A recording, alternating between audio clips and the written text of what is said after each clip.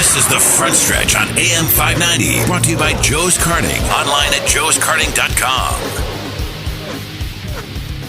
Well, we're getting the signal of 1 to go, and that means this is Turn 4, salvaged by Kaziski Auto Parts. You're looking for quality used parts to get your car or truck back on the road.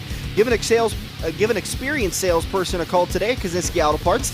Let them help you find the best parts to get you back on the road in running condition. Call Andrew or any one of the salespeople today at 731-4592. You can also stop by in person at 50th and I Street. Andrew, this is your section, the infield report, and you're going to talk to us about the cars that are coming out for the 2013 season. Well, earlier this season we talked about Dodge. Dodge really tried to make a stand there by being probably the first ones came out with the new car for the 2013 season. But this week, Chevy come out with a car, which is the new SS, which is kind of like a Camaro model is what they're going to call it. And it's actually going to come out on the streets in 2014, actually late 2013, then 2014. But then Toyota, being probably the most popular manufacturers right now in NASCAR, came with the new Camry. Probably the ugliest looking car out on the track, but you know what? If it's going to be the fastest, I think it's going to work. Both Toyota and Chevy are going to come out with new cars in 2013, and there's supposed to be more aerodynamics, supposed to get more speed. They're supposed to be able, and Toyota was the interesting one. They said that this car is supposed to be very hard to flip. Really? Now, I don't know what they're going to do to make it not do that, but you know what? If it helps out and they don't destroy very many cars, it's what the sport needs. Yeah, exactly. And I'm really excited about this. The 2013 season means that NASCAR is going to start has begun to allow these manufacturers, and this is the reason why we're seeing the influx of these cars, these new cars hitting the track in 2013, is because NASCAR said that we've listened to the fans and their complaints, and we want to make sure that the cars look more like the cars that they reflect. I've always said that. The Toyota Camry is going to look more like the Toyota Camry that you have on the road. They're not all going to look exactly alike with the Toyota Camry and a little bit different decals.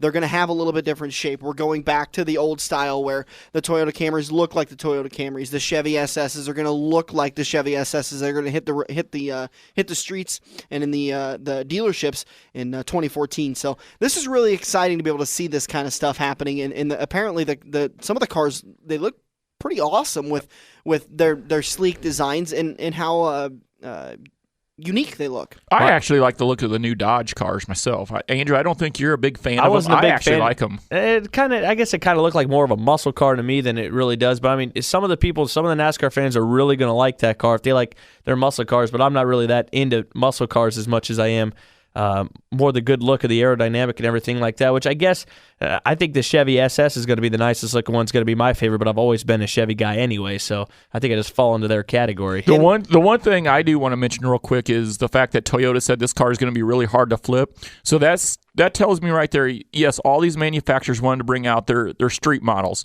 That's going to be a gimme. But the fact that Toyota went above and beyond and looked at the safety also, which is paramount to this sport, that is awesome. And who's to say come 2013, we're back on air next year, and we're going to be talking about how Toyota is now a safety innovator on the build and the design of these cars. Exactly. And that was one thing I think manufacturers also had an issue with, was the reason why manufacturers get into NASCAR is because when their car wins on Sunday, they have a tendency to push more cars on Monday. It translates down into the dealerships, and when you had the new COT, the car of tomorrow, which is the car we're driving now, they all looked exactly the same. So when a Toyota won, the only thing Toyota was getting was name recognition. I mean, to be honest with you, when a Toyota wins, I'm not running out to the dealership and buying a Toyota because I'm thinking that that's going to be this exact same car. It's not Toyota that's exactly designing that engine, even though the TRD, they do have a pretty good hand in it. Yep. Now it's a visual recognition that people are going to jump out and this could translate to more car sales, which car sales have rebounded pretty well since 2008, 2009, and that's really driving our current economy. So this could only get better for NASCAR. Yeah, and Andrew, with your comment with the Dodge looking like a muscle car, you're you're more the fan of the aerodynamics package.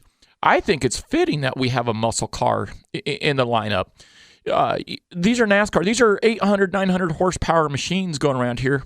To me, that's a definition of a muscle car. So why not put a muscle car out there? Yeah. I'm sure when they designed this new Dodge car, I'm sure that they did look at the aerodynamics of it.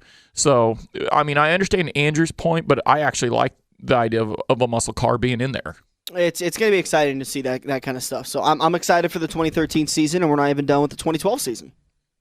Well, I might be, but maybe Kurt Busch will hit the chase next 2013 season. We're gonna. Are you taunting me? We're gonna see if he's even got a ride at the end of the season. There we go. Yeah, I think he's got a ride at Phoenix Racing for 2013, but if he doesn't keep his temper under control, James Finch may say, "Here's your walking papers." The Green-White Checkered is coming out, and we thank you so much for joining us today. Got just a couple of topics left to go before we finish up, and that means predictions. Andrew, I'm going to start with you. Coca-Cola 600 just around the corner. Who do you have for today? Hey. Before we do our predictions, I think off the table, you are not allowed to pick him, Jimmy Johnson. Yeah, I'm going to say I'll agree with that. Okay. We'll actually try to make it hard for somebody to pick somebody that other than Jimmy Johnson that absolutely dominates. And instead of winning, let's pick top 5. Okay, so whoever. Okay, and by the way, you still owe me my beer. Well, I haven't found any apple juice induced beer yet. Yep. You go back to the apple juice, even though it's stronger than your Bud water that you drink. Well, yeah, that's whatever. right. I made fun of Budweiser, the Bud water that you drink. So, Andrew, who do you have? Who do you think is going to win this race today? So, do I got to pick 5, Bud, or do I got to pick one? You have to pick one guy that you think will be in the top 5. Jimmy Johnson's off the table. Jimmy Johnson's off the table. Because he's going to be a perennial at any track he goes to. He's good. Well, I'm going to go with Kyle Busch then. Kyle Busch. He'll probably win the show. He is definitely due for a win. Yes, he'll probably win the show. Dan, what about you? Not a surprise. I'm going to take Tony Stewart. You copycat. Well, that's who I was going to. How can I copycat you? You haven't said anything. No, actually, for Charlotte, I'm going to pick one that's going to raise both your guys' eyebrows. Because he looked really good. Oh, I was going to say, are you going to pick Danica? No, really, because he looked good at the All-Star race. I think he could have won the All-Star race had he decided to take 4 new tires. I'm going to go with Marcus Ambrose in the top 5. Oh, that's a good pick. I like that. All right. He did look good. Andrew, you've got who do you have again? I've already forgotten. The best driver in the country right now, Kyle Busch. Kyle Busch. I took Tony Stewart, and Buddy takes Marcus Ambrose. The first time Marcus has been picked on this show. I like the Aussie. He did look really good at the All-Star race. Had he taken the 4 fresh tires at the end there, I think he would have been a contender. I don't know if anybody had it for Jimmy, but we'll see. So whoever gets their driver higher in the top 5 gets a beer from the rest of us. All right. And you can't skip out of it this time. I'm thirsty, bud. Still owe me a beer. Andrew paid me in beers and shots that night at Quaker Steak and Lube. Well, he's got more money than me. He does. He really does. I live in a box. Well, next weekend we're going to be talking Dover 400 at Dover International Speedway, which is going to be Fox's last broadcast of the season. So make sure you make that change. The following week, it's going to switch over to TNT. We're going to talk with Porky Scott Carlson out of Council Bluffs. He's going to talk to us about his season, what his history's been like. Get you don't want to miss that. No, he's going to be a hoot. He will be a hoot. And you were making fun of me earlier for the way I talk. Thank you to all of you for joining us today. We really appreciate it. I want to send a special thank you out to Bill Layton Jr., driver number 24 Layton model, for sitting down with us earlier this week and having a little conversation. We really appreciate it. Guys, where are you racing at this week? Well, my plans are kind of up in the air over the last couple of weeks. I'm thinking about going back to Crawford County Speedway. I'm not for sure what I want to do yet there. My season at Eagle's been pretty much destroyed. It's just up in the air. It'll either be Crawford County or Eagle, though, regardless. I think I might be running at I-80, too. So that Friday night show at I-80, that's not out of the question. I'm just weighing my options. First of all, I got to get my car put back together. It's running really good, though.